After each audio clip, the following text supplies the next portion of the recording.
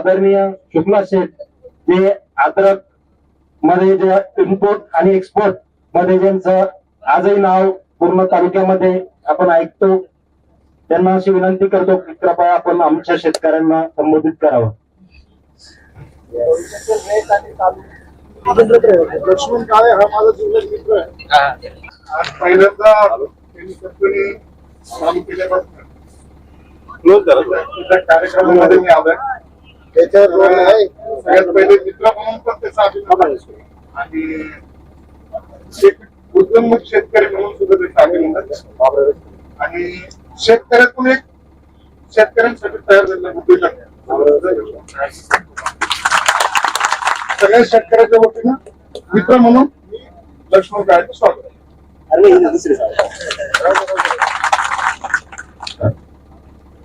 बाबा तांबेने 90चा विषय काढला तो खळतो ना.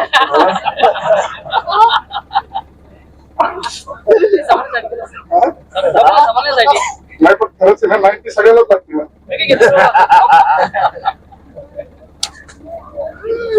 माझ्या समोर उपस्थित असलेले सर्व शेतकरी बांधव, सन्माननीय व्यासपीठ, व्यापारी वर्ग, तरुण वर्ग, उद्योजक शेतकरी, प्रगतशील शेतकरी, माझा जिल्ह्यात मित्र दीपक, सगळेच मित्रच आहेत माझे, त्या दुश्मन पण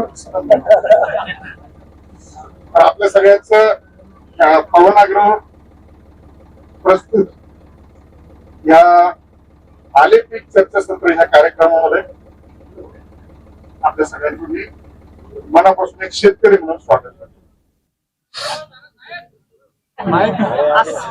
असं आवाज येत नाही. अरे नागे पाटील आता काय रात्रीचीच उत्तर लिहून माझी आवाज कस काय. माझी सगळ्यांना विनंती आहे की इतके शेतकरी इथे बसलेत तर आपल्याला माझं जे मत आहे तर एक शेतकरी म्हणून ऐकायचं की एक व्यापारी म्हणून ऐकायचं. व्यापारी म्हणून महत्वाचं. तुम्ही व्यापारी म्हणून शेतकरी म्हणून किती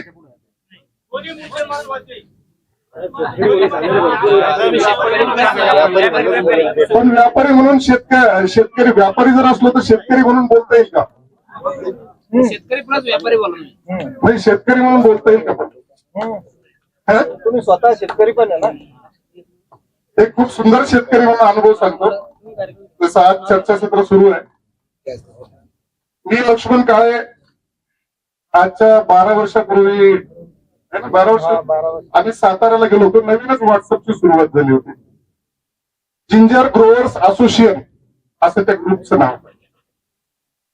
आणि त्यावेळेस जे तर तिथं प्रमुख मार्गदर्शक म्हणून मला बोलवलं होतं आले पिकावरती. तर नवीन नवीन व्यापार सुरू झालेला होता. मी लक्ष्मण काळे, अजिनाथ टकले, बोडके बापू, आमच्याकडे गाडी नव्हती कार्यक्रमात जायला. आम्ही त्या जुन्या इंडियामध्ये बसून गेलो आणि बसून गेल्याच्या नंतर तिथे जेव्हा मी उतरलो तर त्या सगळ्या लोकांना वाटलं की कोणीतरी एक व्हीआयपी येणार आहे. आणि आम्ही उतरलो त्या सेकंड हँड इंडिका मधून. चालू होती का नाही गॅरंटी. तर तिथल्या त्या शेतकऱ्यांचं जेव्हा माझ्याकडे पाहिलं तर त्यांचा इतका मूड ऑफ होऊन गेला हे काय बोलणार आहे म्हणून. मध्ये गेलं, त्यांनी स्वागत केलं. 15 मिनिटं 20 मिनिटं त्यांचं बोलणं झालं. आणि बोलणं झाल्याच्या नंतर जे तर त्या टायमाला 7,000चा भाव म्हणजे खूप मोठा होता. पण अशा फेकाफेकी चालू झाल्या तिथं त्यांच्यातच आहे ना की माझं उत्पन्न एवढं, मी 4दा भर घालतो, मी 5दा भांगलणी करतो, 6दा आळवणी करतो आणि माझं उत्पन्न एवढं. म्हणजे अगदी 35 टन सांगितलं होतं मला. किती वर्षापूर्वी 35 टन. मी त्यावेळेस त्या कार्यक्रमाची सुरुवात करताना एक साध्या शब्दात सांगितलं की तुमच्याकडे 35 टन उत्पादन आहे, आमच्याकडे जर 12 टन बी जर मिळालं तर आमचे सगळे शेतकरी कापूस लावणं बंद करून देतील आणि आम्ही सगळे अद्रकच लावून आम्हाला 2,000 ने विकली तरी आम्हाला कापसापेक्षा बाकीची कापूस शेती परवडते. खरंय खोटं आहे? अवघ्या 5 मिनिटांमध्ये त्यांचे सगळ्याचे भांडणं चाललं. ही सगळी वस्तू तिथे तुम्हाला याच्यासाठी सांगतोय की आता सध्या सुद्धा मी पाहतोय की शेतकऱ्यामध्ये संभ्रम, फेकाफेकी, खोट्या गोष्टी ह्या भरपूर आहेत. आपण शेतकरी आहेत. शेतकऱ्यांनी कसं पुढे जायला पाहिजे याच्यासाठी आपण नेहमी त्यांच्या पाठीशी राहायला पाहिजे, ह्या मताचा मी आहे. मूळ मुद्द्यावरती बोलतो. तसं बाबा तांबे सुद्धा माझे शेतकरी जुने. शेती या विषयावरती जेव्हा येतो तर तिथं मातीची काळजी घेणं फार गरजेचं आहे. आणि मातीची काळजी घेत असताना जर मातीची चांगली काळजी घेतली तरच त्याच्यात येणाऱ्या पिकाचं भविष्य हे तुमचं जिवंत असतं. मातीची काळजी घेत असताना सर्वप्रथम मी 10 मिनिटं घेईन. चालेल तुम्हाला? 10 मिनिटं 5 मिनिटांमध्ये मी शेतीवरती बोलेल. 5 मिनिटांमध्ये तुम्हाला बोर नाही करणार, 100% गॅरंटी. मातीची काळजी घेत असताना आता काही शेतकऱ्यांनी इथं प्रश्न उपस्थित केले की बाबा सड कशामुळे येते किंवा कशामुळे होते. माझं प्रामुख्याने मत हे की जमिनीला जसं आपण बियाण्याला आराम देतो 1.5 महिना, तसंच ज्या शेतामध्ये तुम्हाला आलं पीक किंवा कुठलंही कंदवर्गीय पीक घ्यायचं असेल तर त्या शेताला सुद्धा तुम्ही 2 महिने आराम दिला पाहिजे. आणि तो आराम कधी असला पाहिजे? उन्हाळ्यामध्ये कडक उन्हात है ना दीपक? त्याला आपण सॉइल सोलरायझेशन म्हणतो, जमीन तापवणं जुन्या म्हणत आहे. आता चालू वर्षामध्ये जमिनीच मुळात कमी असल्यामुळे काय करतो शेतकरी? लगेच सगळे पिकं घेतो. आणि पिकं घेत असताना काय करतो शेतकरी की मे महिन्याच्या शेवटी बाजरी काढतो किंवा मक्का काढतो आणि लगेच जून मध्ये काढल्याबरोबर लगेच नांगर, रोटा, मोगडा, बेड पाडणी यंत्र सगळं सांगत राहतात आणि शेणखत बी ओलच राहतात, है ना? असंच होतं का थोडं बहुत? मग इथंच आपलं थोडस कुठेतरी आपलं मॅच होत नाही. ज्या शेतामध्ये तुम्हाला आलं पीक लावायचंय तर त्या शेताची तुम्ही पहिल्यांदा निवड केली पाहिजे. ही जमीन तुम्ही ज्या शेतामध्ये तुम्हाला लावायचं त्याची नांगरणी ही चांगली झाली पाहिजे. नांगरणी झाल्याच्या नंतर लगेच रोटावेटर मारून ढेकळं फोडू नका. ते ढेकळं तसेच पडले पाहिजे 1-2 महिने. ज्यावेळेस तुम्हाला ते ढेकळं पडायचं कारण सांगतो ना, जेवढं ते ढेकळं असतील. आता मगाशी कोणतरी भाऊ म्हणले होते की ऑक्सिजन साठी काय लागणार आहे जमिनीला, त्या मुद्द्यावर पण मी बोलल.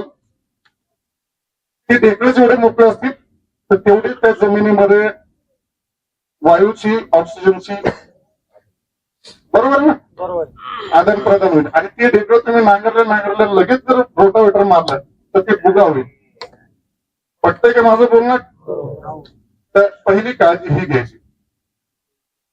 ज्या जमिनीमध्ये तुम्हाला आलं लावायचंय त्या जमिनीसाठी जे तुम्ही शेणखताची जर निवड करत असाल तर वेळेवरती शेणखताचे कधीच नियोजन करू नका.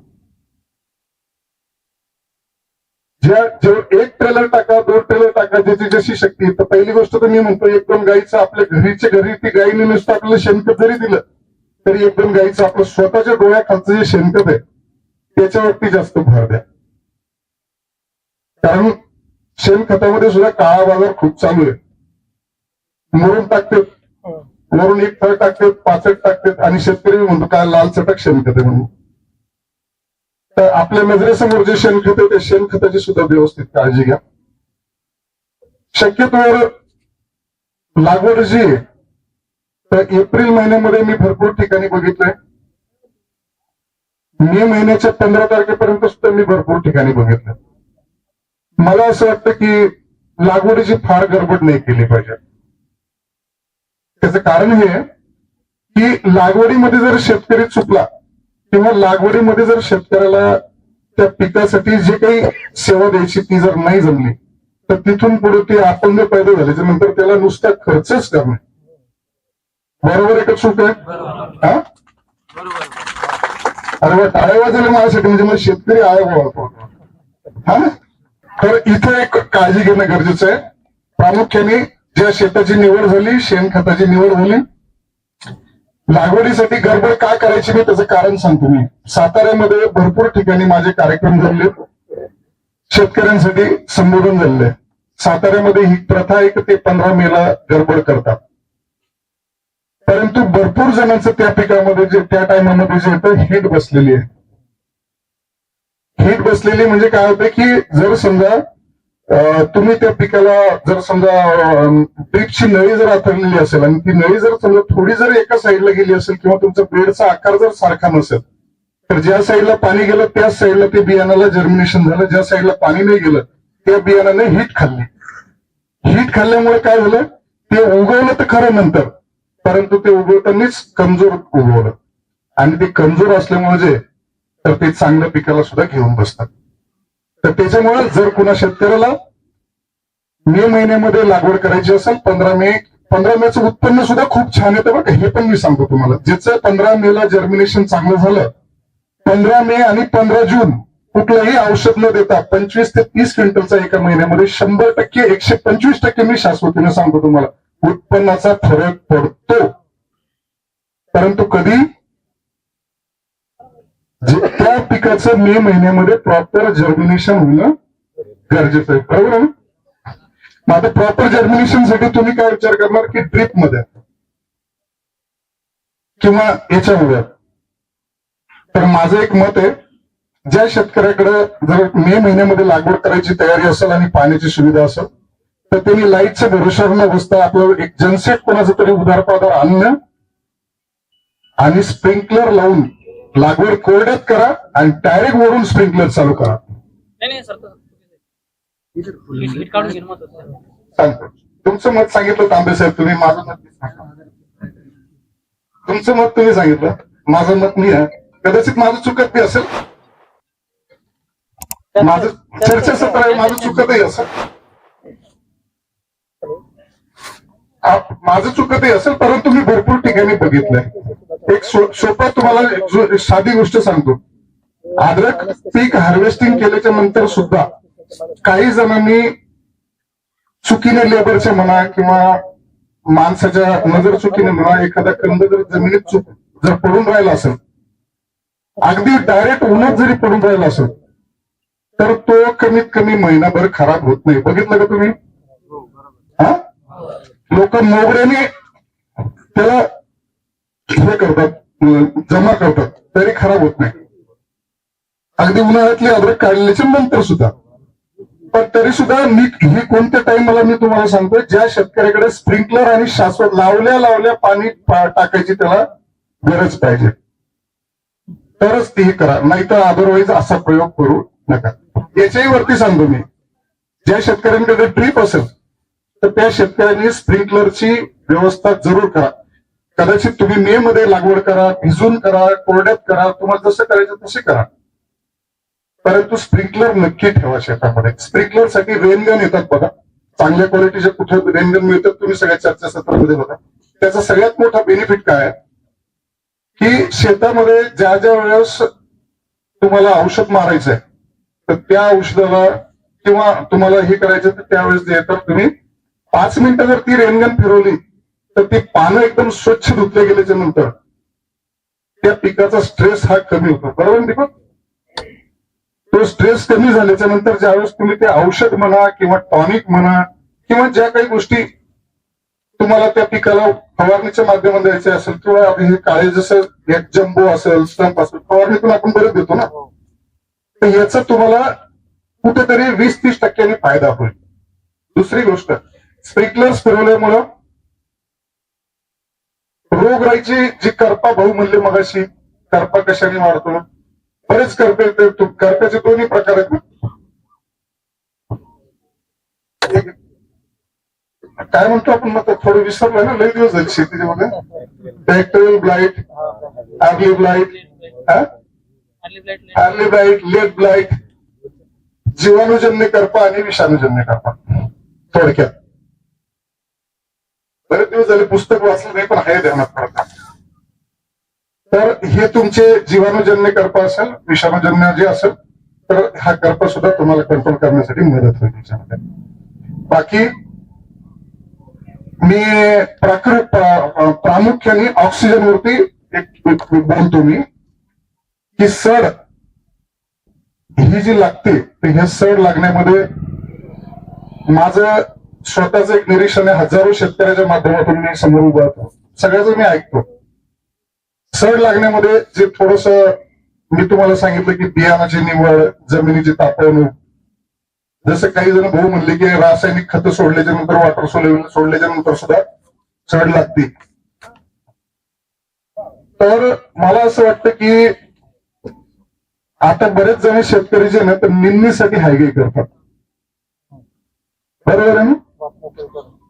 वाप मोकळी करण्यासाठी हायगे करतात, खर्च भरपूर करतात, परंतु लावल्याच्या नंतर लगेच त्याच्यामध्ये गवत उगवलं, पहिल्यांदा भरणी देणं गरजेची आहे.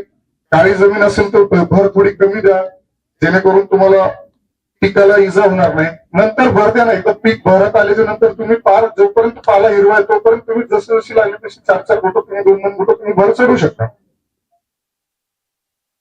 परंतु ज्या वेळेस तुम्ही पावसाळ्याचे दिवस असतात, तांबे साहेबांनी जसं सांगितलं की शेतकरी जुलै ऑगस्ट मध्ये जास्त परेशान राहतो. वरतून पाऊस चालू राहतो, खालून ड्रीप चालू करता येत नाही. ज्याच्या जमिनी, आता ते बाबा बी बोलले, जेवण ज्याच्या जमिनी जाड आहे त्यांनी काय करायचं, बरोबर आहे? खालून ड्रीप चालू करता येत नाही, मध्ये वावरात शिरायचं तर शिरताना जे येतं मध्ये चालता येत नाही. कधी कधी सगळ्या गोष्टी सोयीस्कर झाल्या, पिचकारी मारली की लगेच वरतून फटकारा येतो, नाही काही तर भुंगार जरी आली तर ते येऊन जात. माझं एक मत आहे, जमिनीमध्ये जर तुम्हाला चांगला ऑक्सिजन जर ठेवायचा असेल तर निंदणीला घाबरू नका, निंदणी अवश्य करा.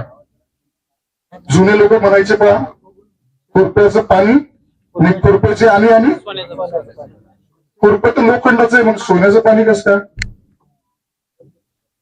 खुरपं तुम्ही ज्यावेळेस जमिनीमध्ये फिरवता त्यावेळेस जमिनीमध्ये ऑक्सिजनचं प्रमाण वाढतं. ऑक्सिजनचं प्रमाण वाढल्यामुळे जमिनीमध्ये पिकाला उपयुक्त अशा जीवाणूंची संख्याची उत्पत्ती जास्त होते. आणि त्याच टायमाला जर तुम्ही निंदणी केल्याच्या नंतर आपण जैविक काय काय बनवतो, सगळ्या बॅक्टेरिया जे काही तुमचे सोडोमोनस असेल, तुमचं ॲझोला असेल, तुमचं बाकी जे जमिनीमध्ये जे जीवाणू खत आहेत, हे जीवाणू खताची तुम्ही ड्रीपच्या माध्यमातून जर तुम्ही व्यवस्था केली तर मला असं वाटतं की शेतकऱ्याच्या कमी खर्चामध्ये उत्पन्नाचा 100% त्यांना एक साधन. बरोबर आहे का चूक आहे? तुम्हाला बोर होत असेल तर मी थांबवून देतो. परत एकदा सांगतो, तुम्हाला मान्यवरांना जर बोर होत असेल तरी थांबवून देतो. तर एक ती गोष्ट गरजेची आहे. बाकी फवारणीच्या साठी आता माझं थोडस अभ्यास कमी. आता मार्केटमध्ये नवीन नवीन रासायनिक औषधं बऱ्याच कंपन्या आणतात, बऱ्याच कॉम्बिनेशन वेगवेगळं आहे, तर तेवढं आता लक्षात नाहीये माझ्या की कसं कसं करायला पाहिजे. हा, पण एक गोष्ट लक्षात आहे नक्की, जर कुठल्याही पिकाला तुम्हाला जर फवारणी आले, पिकाला जर फवारणी आले नाही, मी तर सांगतो कुठल्याही पिकाला जर तुम्हाला फवारणी घ्यायची असेल तर शक्यतो 4च्या नंतरचाच टाइम डिसाईड करा. जरा पेपर मारत थांबा हो द्या, बरोबर. राजू, मला लई गडबड आहे तुमच्यापेक्षा, आता काय सांगू. बोलणं पण आता हे एवढे सगळे मान्यवर बसलेले, मला हेच पान आहे थोडस. हे खरं आहे, संध्याकाळच्या वेळेला फवारणी. 4च्या नंतर फवारणी नक्की घ्या. दिवसा आपलं काम टाळायचं म्हणून उन्हामध्ये गडबड करू नका. त्याचं कारण आहे, उन्हामध्ये ज्यावेळेस कोवळं ऊन असो का कडक ऊन असो, ज्यावेळेस जास्त ऊन असतं त्यावेळेस प्रकाश संश्लेषण क्रिया जी पिकाच्या माध्यमातून जी होती, तर ही प्रकाश संश्लेषणची क्रिया ही गतिशील असते. आणि ही गतिशील क्रिया असल्यामुळे जे तर त्या पिकामधलं जे क्लोरोफिल आहे हे त्यावेळेस जास्त वरती येत असतं. आणि ते जास्त वरती आल्याच्या नंतर जे तुम्हाला त्याला आपण औषध मारल्याच्या नंतर ते पिकांनी मध्ये घ्यायला पाहिजे का बाष्पीभवन करायला पाहिजे तुम्ही सगळं, हा? मग ते ऑलरेडी आपल्या नजरेसमोर दिसते ना की ते मुरजलेलं आहे, आणि तरी सुद्धा आपण त्याला ऍप्लिकेशन करत असतो. तर हे कुठेतरी मला असं वाटतं, हे माझं मत आहे, कदाचित हे चुकीचं बी असू शकतं. बरोबर काय? बरेच कंपन्या सकाळ किंवा संध्याकाळ सांगतात. सकाळ तर करूच नका, 4च्या नंतर घ्या. 4च्या नंतर जे येतं 6 वाजेपर्यंत. मग आता स्प्रेअर पहिले यार हँड पिचकारीने मारित होतो, खपा मारिकडून असं हे करणं. आता तर बॅटरी स्प्रेअर आले, सगळ्या गोष्टी आल्या, तर त्याच्यासोबत तुम्ही त्या गोष्टी करा, तुम्हाला नक्की फायदा होईल. बुरशीनाशक तांबे साहेबांनी सांगितल्याप्रमाणे 2 बुरशीनाशकाचे प्रकार आहेत, एक आंतरप्रवाही आणि एक स्पर्शजन्य. बरेच शेतकरी मी बघितले की फक्त औषध मारायचं म्हणून मारतात. औषधाचं प्रमाण हे एकरी किंवा हेक्टरी डिसाईड केलेलं असतं की किती ग्राम तुम्हाला त्या तेवढ्या शेताला. मला वाटतं माझा मित्र दीपक केमिकल मध्ये अगदी एक्सपर्ट येतो, तर तो नक्की सांगेल त्याच्यामध्ये तुम्हाला कसं करायचं. पण तुम्ही जे कॉन्टॅक्ट फंगिसाईड मारताय त्याचा अर्थ काय? स्पर्शजन्य बुरशीनाशक. आता ज्या पानाला करपा आलेला आहे किंवा ज्या पानाला कुठलाही ते बुरशीजन्य रोग आलेला आहे, त्या स्पर्शजन्य बुरशीनाशकाचं पाणी जर त्या पानावर पडलंच नाही तर त्याचं बुरशी कशी, त्याचा रोग कसा जाईल? औषध तर तुम्ही मारलं, बरोबर आहे का? औषध तुम्ही मारलं पण त्या पानावरती जर ते औषध गेलं नाही स्पर्शजन्य, तर तुम्हाला त्याचा रोग, त्याचा इफेक्ट मिळणार नाही. त्याच्यामुळे काय करा, जर तुमचा अद्रकचा बेड एवढा रुंद असेल तर एवढा रुंद असल्याच्या नंतर पाण्याचं प्रमाण, औषधाचं प्रमाण, तुम्ही जे काही तुम्हाला मदत करणारे जे काही आपले कृषी सेवावाले सहकारी मित्र असतील तुम्ही त्यांच्या सल्ल्याने घ्या. परंतु औषध मारताना जिथं 3 पिचकारा लागणार आहे तुम्हाला 2 शिल्लक वाढवा, परंतु पूर्ण सरफेस हा त्या प्लांटचा हा भिजला पाहिजे. अगदी आंतरप्रवाही औषध असेल तरी तुम्हाला त्याचा फायदा होईल आणि बुरशीजन्य रोग असेल तरी. माझी काही कंपनी नाही, माझ्याकडे काही चॉकलेट बी नाही, तुम्ही सगळे बसलेले म्हणून मी जे काही माझ्या मनात येते मी तुम्हाला सगळं सांगतो. हे झालं या पिकाच्या बाबतीमध्ये बोलणं. एक खूप छोटीशी मनामध्ये संकल्पना इस्रायलला मी बघितलं होतं की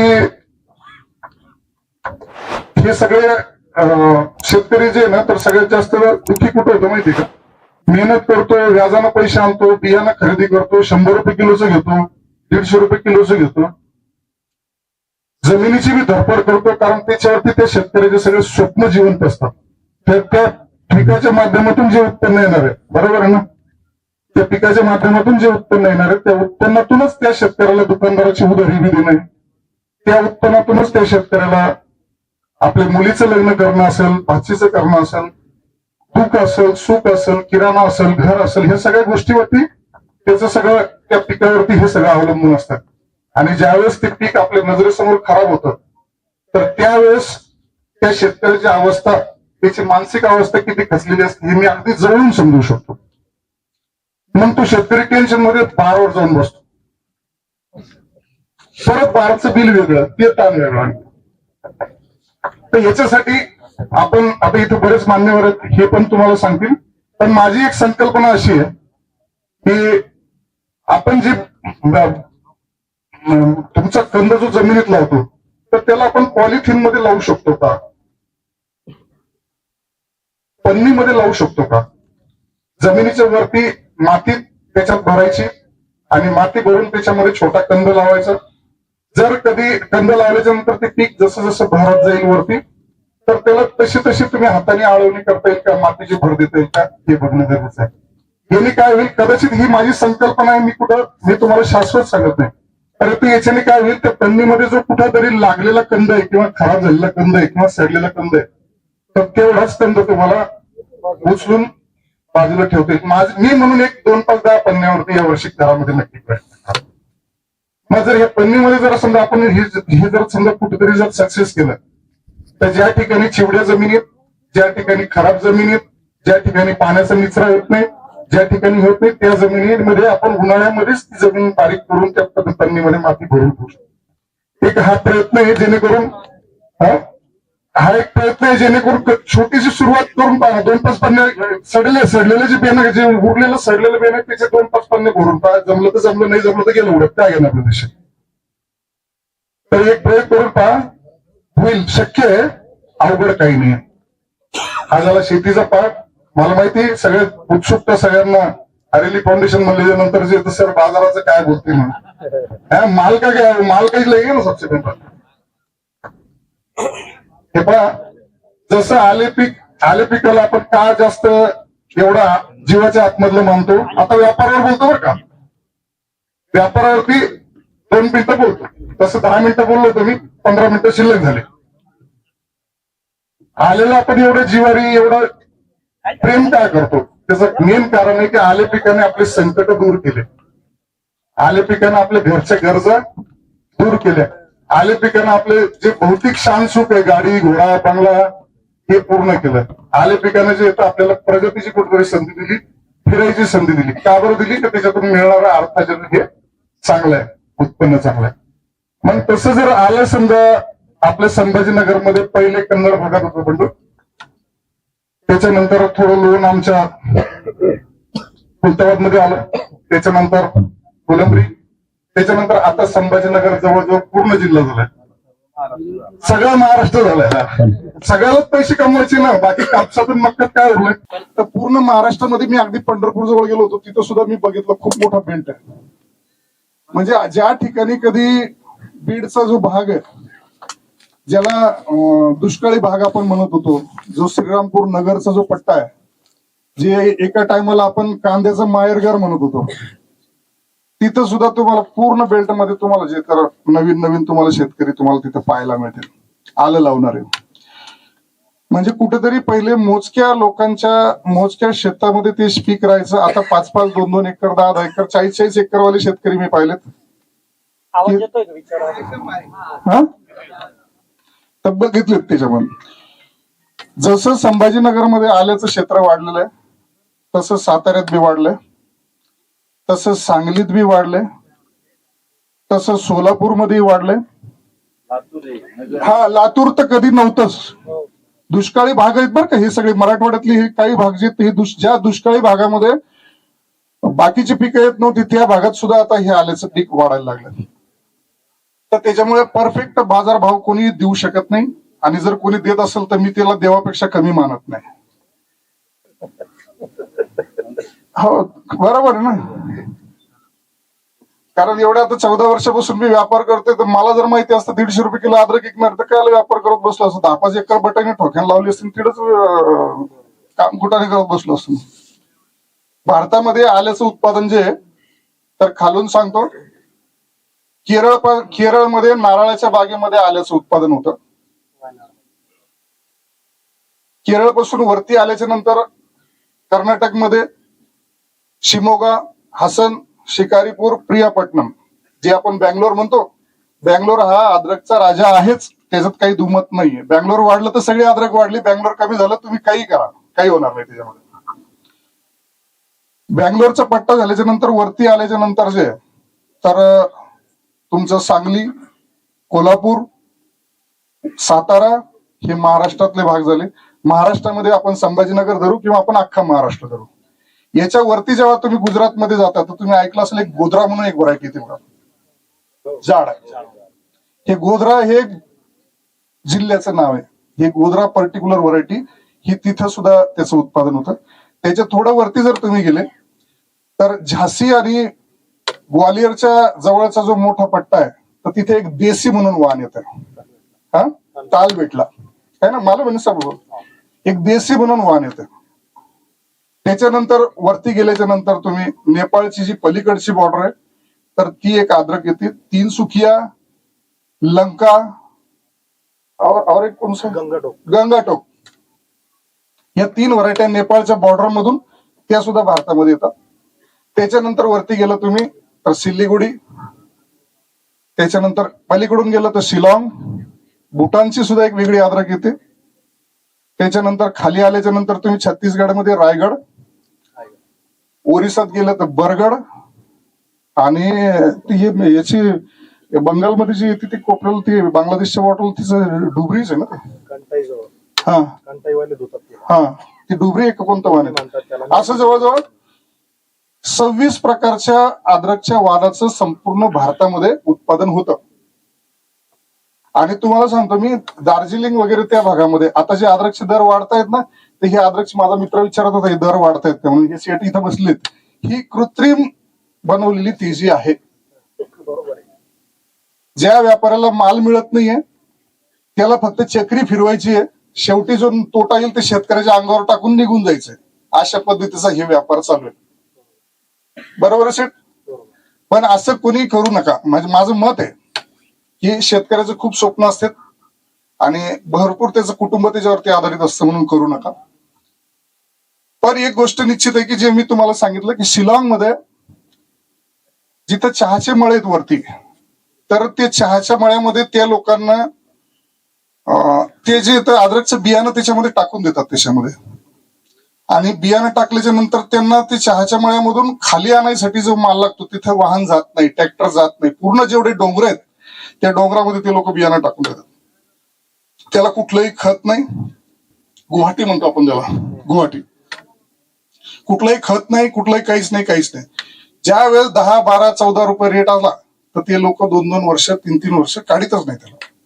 आता तो माल सध्या जास्त चालू आहे पूर्ण उत्तर भारतामध्ये. त्याच्यामुळे दर जे तर आणखी वाढायची शक्यता कमी आहे. परंतु माझा जो एक वैयक्तिक अनुभव आहे आजपर्यंत कामाच्या माध्यमातून, की जर सुरुवात 3,000च्या वरती झालेली आहे आणि 3,000च्या वरती बाजार जे कुठेतरी स्टेबल आहे, तर अद्रकचं भविष्य नक्की चांगलं आहे. बजाव तालीस बार. अद्रकचं भविष्य नक्की चांगलं आहे. पण मग अद्रकचं भविष्य चांगलं आहे शुक्ला सरने सांगितलं तर सगळे म्हणजे मी आता खोडव्यालाच काढतो है ना. अद्रकचं भविष्य चांगलं आहे शुक्ला सर म्हणले तर सगळे म्हणजे आता आपल्याला आता काढायचीच नाही, आता बेनेलाच द्यायची. असं करू नका. ज्या शेतामध्ये पीक खराब असेल तर त्याला लगेच थांबू नका, काढून मोकळा करा. कुठेही द्या पण काढून मोकळा करा. ज्या शेतामध्ये मोठा प्लॉट असेल 5 एकरचा, 2 एकरचा, 4 एकरचा, तर तिथं सुद्धा रिस्क घेऊ नका. 2 टप्प्यामध्ये जा, 3 टप्प्यामध्ये जा. कुठं ऍव्हरेज मिळेल, कुठं भाव मिळेल, कुठेतरी हे होईल, असं कुठेतरी बॅलन्स होईल. तर 2 टप्पे करा, 3 टप्पे करा. मी तर म्हणतो अगदी, मी तर 1 एकर शेतकऱ्याला मी सुद्धा सांगतो 3 टप्पे 3 वेळेस अद्रक काढा. एकदा डिसेंबर जानेवारी मध्ये काढा, कारण ह्या टायमाला वेट मिळते. बियाण्याच्या टायमाला जर द्यायची असेल अद्रक तर 15 मार्च 20 मार्चच्या अगोदरच बियाणे द्यायची. एप्रिल मध्ये बियाणं दिल्याच्या नंतर फेल होती गोष्ट. शेतकऱ्याला ते फक्त भाव जास्त दिसतो. पण याच्यामध्ये लागलं तर माझं तुम्हाला सगळ्या शेतकऱ्यांना एक माझी प्रार्थना आहे, एक बेड 15 मार्चला काढा आणि एक बेड 15 एप्रिलला काढा. कितीचा फरक पडतो तुम्ही खुद सांगा. आणि हे सुद्धा, ह्या गोष्टी सुद्धा बंडू ह्या व्हॉट्सअपवरती चर्चा व्हायला पाहिजे. तर त्याच्यामुळे बियाणं द्यायचं असेल तर 1 एप्रिलच्या आतमध्ये देऊन मोकळा करा. नसेल द्यायचं तर, आणि ज्याला खोडवा ठेवायचा असेल तर ते बंडू सांगाल माझा मित्र, तर त्याने लगे मार्च पासूनच सगळी तयारी करा त्याची. तर अशा पद्धतीने तुम्ही पिकाचं नियोजन करा, विकायचं नियोजन करा. मी परमेश्वराचरणी प्रार्थना करतो की चालू वर्षामध्ये अतिवृष्टी, खूप सारं शेतकऱ्यांचं नुकसान झालंय. दुर्दैवानं कुठल्याच पिकाला भाव नाहीये, मक्काला भाव नाहीये, कापूस बी त्याला भाव नाहीये, ऍव्हरेज नाहीये. बरेच शेतकऱ्यांचे आले पिकं खराब होऊन गेलेत. परंतु देवाच्या आशीर्वादाने ज्या शेतकऱ्यांच्या शेतामध्ये जे आलं पीक आहे तर त्याला चांगला दर मिळावा, चांगला ऍव्हरेज मिळावा, जेणेकरून माझ्या शेतकरी बांधवांची प्रगती होईल, त्यांच्या कुटुंबाचा कुठंतरी एक सुखी संसार पुढे जाईल, ही प्रार्थना करतो. काही चुकलं भागलं असेल तर क्षमा मागतो. परत एकदा तुमचं मनापासून धन्यवाद, खूप खूप धन्यवाद. Thank you very much.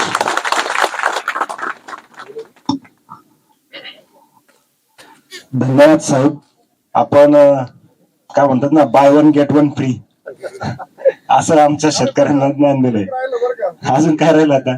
माझा मित्र पवन ऍग्रोचा मालक लक्ष्मण काळे, याला सुद्धा भविष्यामध्ये खूप उंच शिखरावरती जाण्यासाठी सुद्धा खूप खूप शुभेच्छा द्यावा. धन्यवाद साहेब. नक्कीच आपल्या शुभेच्छांचा आम्ही सर्व स्वीकार करतो. आणि आपण जी दिलेली माहिती आहे ती निश्चितच आमचे शेतकरी आत्मसात केलेली आहे.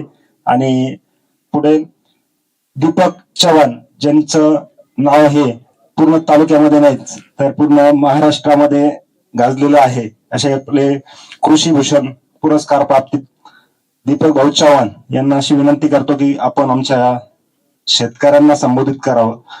नमस्कार. अगोदरच्या मान्यवरांनी बऱ्यापैकी गोष्टी कव्हर केलेल्या आहे, त्याच्यामुळं खूप काही बोलण्यासारखं नाहीये तसं. पण मी काही अनुभव सांगतो. मी 2011 पासून शेती करायला लागलो. अगोदर थोडस 1-2 वर्ष नोकरीला होतो, ते करून मग शेतीत आलो. तर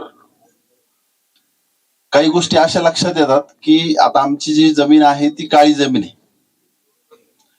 काळ्या जमिनीमध्ये मी जेव्हा सुरुवात केली शेती करायला, त्याच्या अगोदर आम्ही काही जास्त अद्रक करत नव्हतो.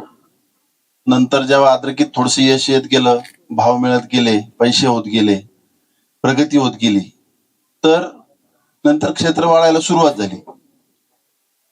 मग दरवर्षी एक 10 ते 12 एकर क्षेत्र आम्ही अद्रकचं लागवड करत गेलो.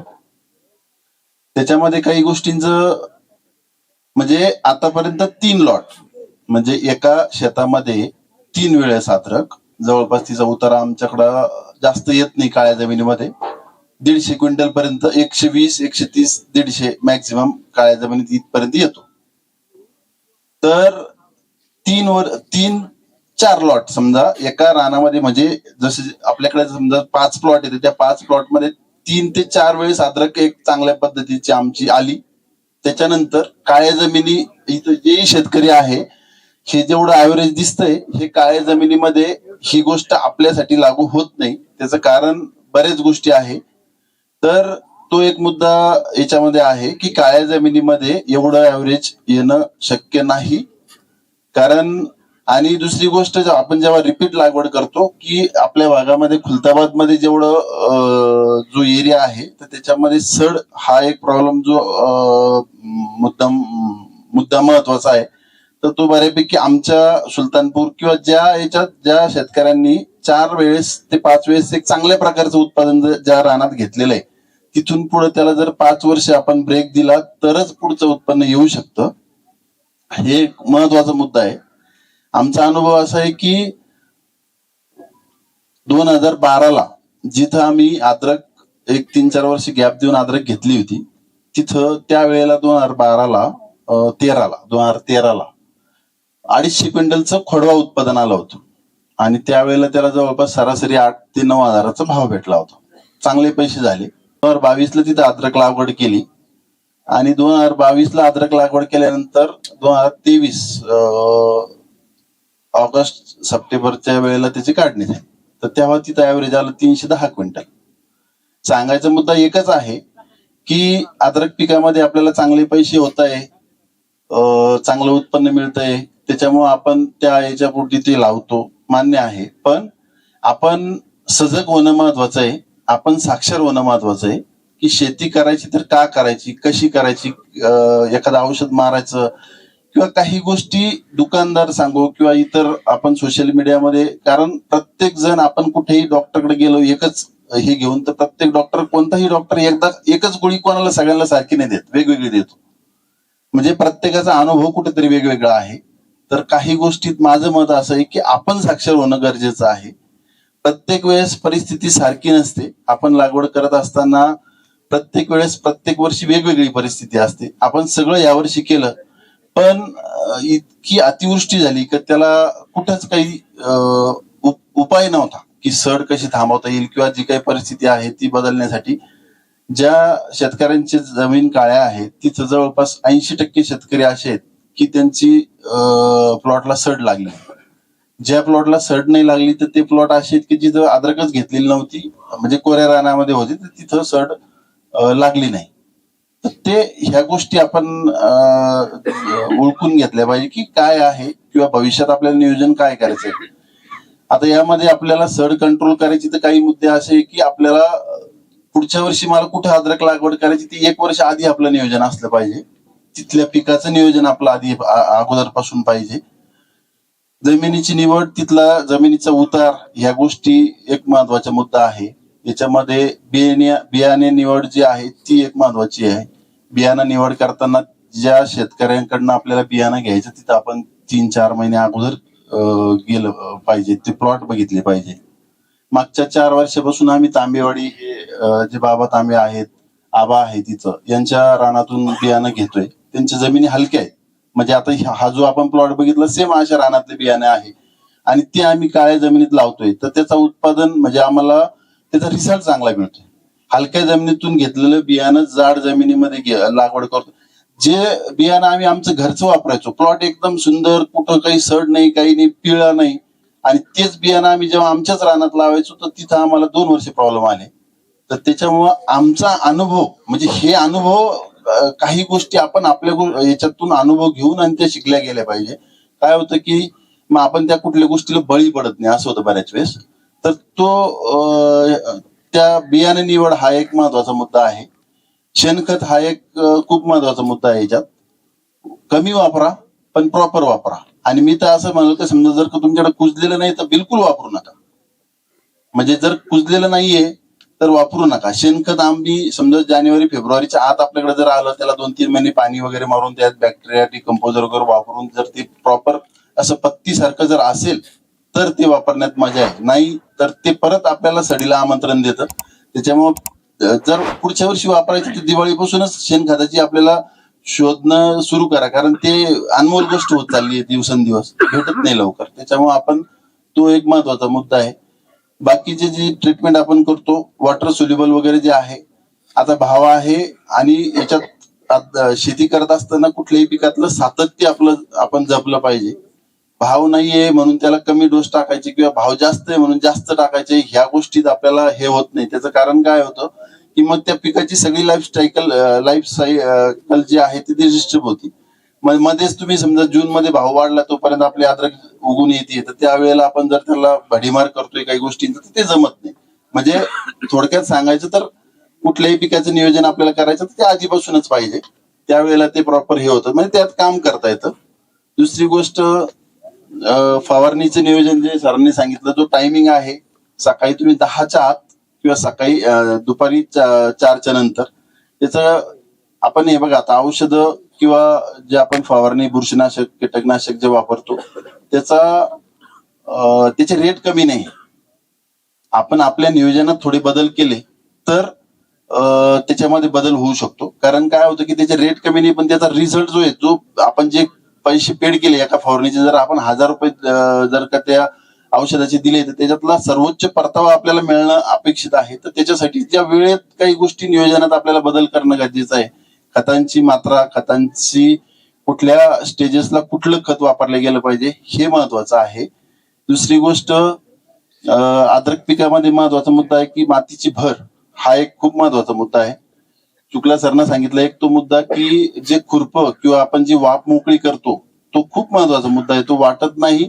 आता सध्या लेबरची उपलब्धता कमी आहे, बरेच जण तणनाशकाला प्राधान्य देतात आणि नाईलाज आहे, आम्ही कधी कधी तो करतोच. पण ज्या शेतकऱ्याला ते शक्य आहे तर त्याचा रिझल्ट, समजा मी एखादं तणनाशक एका एकरला मारलाय आणि एखाद्या शेतकऱ्यांनी निधून जर घेतलंय तर त्या गोष्टीचा 100% तो फरक दिसतो. आणि काळ्या जमिनीमध्ये आमच्याकडे आता अशी परिस्थिती आहे की मागच्या 3-4 वर्षामध्ये एक चांगल्यापैकी दर मिळाले आणि क्षेत्र जास्त होतं, त्याच्यामुळे आता मी पुढच्या वर्षी माझ्याकडे अद्रकीला एकही एकर रान शिल्लक नाही. म्हणजे जे 4 वर्षाचा गॅप पाहिजे तर तो गॅप घेतलाय, म्हणजे पुढच्या वर्षी आम्हाला थांबावं लागणार आहे. त्याच्या पुढच्या वर्षी मग नंतर एक 8 एकर क्षेत्र उपलब्ध होईल. तर आपल्याकडं क्षेत्र जर कमी असेल आणि आपलं जर ते रोटेशन जर बसत नसेल तर थांबणं गरजेचं आहे, ना की भाव आहे म्हणून आपण लावू. कारण ते अर्ध्यावरच सडलं तर त्याचा आपण जे काही केलेला खर्च आहे तोही वाया जातो. त्याच्यामुळे काही गोष्टी आणि मग काही मार्केटचा अभ्यास करणं गरजेचं आहे की तेजी आणि मंदी. आता ज्या वेळेला आपल्याला 10,000 रुपयाचं आपण बियाणं घेतलं तर त्यावेळेला रेट आपल्याला मिळाले 2,000. पण बऱ्याच वेळेस मागची हिस्ट्री उघडा, 2,000चं बियाणं घेतलेलं ते 10,000 ने विकतं. असं खूप कमी वेळेस झालेलं आहे की 10,000 रुपये बियाणं घेऊन किंवा 7,000चं घेऊन आणि ते 4,000 विकलंय की आपलं जास्त चांगल्या रेटने विकलंय, असं शक्यतो होत नाही. त्याच्यामुळं काही तेच अभ्यास आपल्याला करणं गरजेचं आहे. काही गोष्टींचं आपण आपल्या पद्धतीने तो कशी माहिती मिळेल, कुठं लागवडी जास्त आहे. अद्रक मध्ये मागच्या आता 2 वर्षापूर्वी माझ्याकडे कार्यक्रम झाला होता एक, तर त्या कार्यक्रमासाठी लातूर, जिथं आपण कधीच अद्रक होती असं आपल्याला माहिती नव्हतं, आलेले आहेत ना ते, आपल्याकडेही आले होते त्यावेळेला. तर तर नवीन बेल्ट अद्रक मध्ये तयार होतोय. आणि आता आपल्याकडे समजा आता आमच्या भागात आमच्याकडे राहणं नाहीये, बऱ्याच शेतकऱ्यांना हे नाही, पण नवीन डेव्हलप होतोय, बेल्ट तयार होतोय. त्याच्यामुळे तिथं जे भाववाढीचे जे 10,000 12,000, आता 2023ला आम्ही जवळपास 14,000 म्हणजे 11,000 ते 14,000 म्हणजे सरासरी आम्हाला 11,000चा रेट मिळाला होता. 5.5 एकर खोडवा होता आणि 300 क्विंटलचं ऍव्हरेज होतं पर एकर. तर त्याच्यामध्ये पवन ऍग्रोचे आम्ही जे प्रोडक्ट वापरले त्याच्यात खूप चांगला फायदा झाला. म्हणजे जी कांडी आहे तर ते जवळपास जो खोडव्याचा जो अगोदरचा जुना माल होता तर त्याचं वजन होतं 30 किलो 100 किलो पैकी, आणि 35 किलोच्या दरम्यान होतं आणि 65 किलो नवीन माल होता जो नवीन तयार झाला तर तो फरक पडतो. ज्याला खोडव्यासाठी जायचंय तर त्यांनी माझं सजेशन असं राहील की जास्त वॉटर सोल्युबलचा हे करू नये. कारण आम्हाला मी 2012ला जे केलं होतं ते 2023ला तेच फॉर्म्युला घेतला. सुरुवातीला आमच्या अद्रक पिकाला आम्ही कुठलंच वॉटर सोल्युबल दिलं नाही, काही नाही. शेतकरी म्हणायचे का हे माणूस तर हुशार आहे पण अद्रक तर काही तशी हे नाहीये. तर एकदम म्हणजे सायलेंटली चालू होतं. तिला जास्त आम्ही फर्टिगेशन वगैरेच्या नादात हे नाही आणि कमीत कमी जो काय बेसिक गरज आहे तेवढ्या तिला कम्प्लीट केल्या होत्या. तर तो प्लॉट आमचा 310 क्विंटलचा, आपण बहुतेक तुम्ही होते का त्या कार्यक्रमाला? हा, तर तो प्लॉट म्हणजे 310 क्विंटलचं त्याचं ऍव्हरेज आलं. तर त्याच्यात सुरुवातीचा जो जुना माल होता तर तो होता 35 किलो आणि नवा होता 65 किलो. इतकं म्हणजे खूप डिफरन्स होता आणि रेट ती जी होती तर त्याच्यामुळे ह्या गोष्टींचं आपण थोडंसं नियोजन करता आलं पाहिजे. दुसऱ्या वर्षी मग आम्ही 2024ला खोडवा ठेवला नाही. ज्यांनी खोडवा ठेवला त्यांना रेट नाही मिळाले. तर ह्या काही गोष्टी मागच्या वर्षी काय झालं, मागच्या वर्षी खोडव्याला रेट होता का? नव्हता, तर आता राहील. आता होता तर पुढे नाही राहणार. कदाचित अशा काही जे काही बदल होतात मार्केटचे ते महत्वाचा मुद्दा आहे, तो खूप ओळखता आला पाहिजे, आपल्याला गरजेचा आहे. आणि जीवाणू खतांचा वापर सगळ्यात मेन मुद्दा आहे. जमिनीचा जो ऑर्गॅनिक कार्बन आहे तो दिवसेंदिवस कमी होतोय आणि त्याच्यामुळं आपल्याला जे काही ऍव्हरेज येत होते जुने किंवा वडिलांच्या काळात आपल्याला तेव्हा ते ताक ढेंच्या वगैरे पेरायचे आणि मग उत्पन्न घ्यायचे किंवा विश्रांती जमिनीला द्यायची. आता आपल्याला असं आहे की आपले दिवसेंदिवस खर्च वाढत चालले, सगळ्या गोष्टींचा हे होतोय, मग जमिनीला विश्रांती हा विसरच पडलेला आहे सगळ्यांना. तर त्याच्यामुळं आपण काही याच्यामध्ये जिथं अद्रक घ्यायची आहे तिथं जर समजा मक्का घेतली किंवा एखादं खरीपचं पीक घेतलं, काही वेळेस आम्ही असं करतो की कापूस घेऊन कापूस जानेवारीमध्ये त्याची कुट्टी करणे आणि त्याच शेतात ताक पेरणे, हा एक चांगला एक हे होतं. म्हणजे ते फेब्रुवारी मार्चच्या आत जर का ते गाडता आलं तर तिथून पुढं हे होतं. ज्या शेतकऱ्यांकडे कापूस आहे मी तर सरळ म्हणतो की बाबा त्याचा खर्च होईल 2-3 हजार रुपये ते श्रेडरला येतो, पण त्याचं जर का कुट्टी करून आपण ते कुजवलं गेलं आणि त्याचा रिझल्ट आपल्याला लगेच दिसत नाही, पण 6-7 महिन्यानंतर नक्की दिसतो. म्हणजे खूप चांगले रिझल्ट येतात त्याच्यात. तर ह्या गोष्टी आपल्याला जपणं गरजेचं आहे. बाकी मार्केटमध्ये सगळ्या गोष्टी आहे, प्रोडक्ट आहे, त्याच्यावर सगळी चर्चा होती, पण ज्या बेसिक गोष्टी आहे त्याच्यावरही चर्चा होणं गरजेचं आहे. आपण साक्षर होणं गरजेचं आहे. प्रथम तर आज पवन ऍग्रो यांनी या चर्चासत्रामध्ये मला बोलवलं, त्याबद्दल त्यांचे आभार. धन्यवाद. ज्या शेतकऱ्यांना खोडव्यासाठी जायचंय त्या शेतकऱ्यांनी कोणत्या महिन्यापासून तयारी करायची ते जरा मार्गदर्शन.